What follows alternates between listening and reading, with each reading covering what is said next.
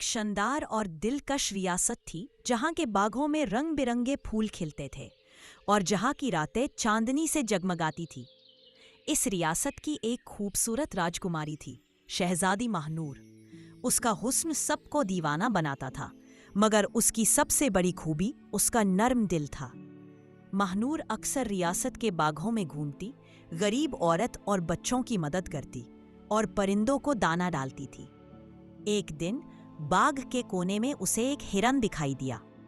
वो हिरन बाकी सब हिरानों से बिल्कुल अलग था। उसकी आंखें आसमान जैसी नीली थी और उसकी गर्दन में एक चमकते सितारे जैसी ताबीज लटकती थी। राजकुमारी ने हिरन की तरफ कदम बढ़ाया तो हिरन भागने के बजाय उसके पास आया, जैसे वो उसकी आमद का इंतजार कर रहा हो।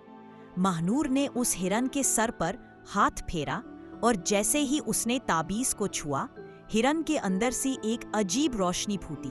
उस रोशनी में एक आवाज गूंज उठी, मैं एक जदुई हिरन हूँ जिसे एक पुराने जादू ने काट कर रखा है। मुझे आजादी दिलाने वाला इंसान वही होगा जो अपने दिल से साफ और सच्चा होगा। राजकुमारी महानूर हैरान रह गई। उसने वादा किया कि वो इस हिरन को उसकी असल शक्ल में वापस लाएगी। उस रियासत के एक बहादुर राजकुमार का भी जिक्र था, राजकुमार अरमान।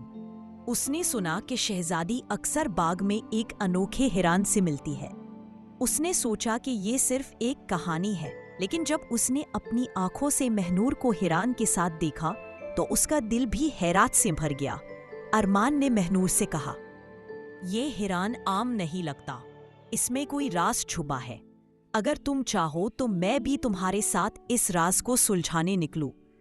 महानूर मुस्कुराई और दोनों मिलकर हिरन के पीछे चले। हिरन उन्हें एक घने जंगल की तरफ ले गया जहां एक पुराना किला था। वो किला इतना खौफनाक था कि कोई वहां कदम रखने की हिम्मत नहीं करता था। किले के अंदर अंधेरा था, मगर हिरन की ताबीज से निकलती रोशनी ने उनका रास्ता रोशन कर दिया। अचानक एक पुरानी दीवार पर उन्हें एक नक्श दिखा। उस पर लिखा था, सिर्फ सच्चा इंसान जो दूसरों के लिए अपनी खुशी कुर्बान करे वो इस जादू को तोड़ सकता है। तभी किले का जादू जग गया।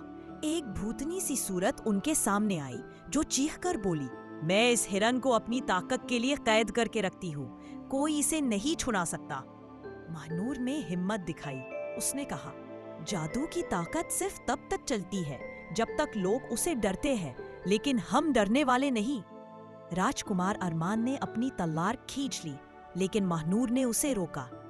तलवार से नहीं, सिर्फ सच्चाई और कुर्बानी से ये जादू टूटा है। महानूर ने अपनी ताज उठाकर हिरन के सामने रख दिया और कहा, मैं अपना ताज, अपनी शान और अपनी रियासत की आसाइश कुर्बान करती हूँ, सिर्फ इस मासूम हिरन को आजाद करने के लिए। जैसे ही उसने ये कहा, एला लरजने लगा। हिरन एक रोशनी में घिरा और धीरे धीरे वो एक इंसान में तब्दील हो गया, एक जवान खूबसूरत राजकुमार।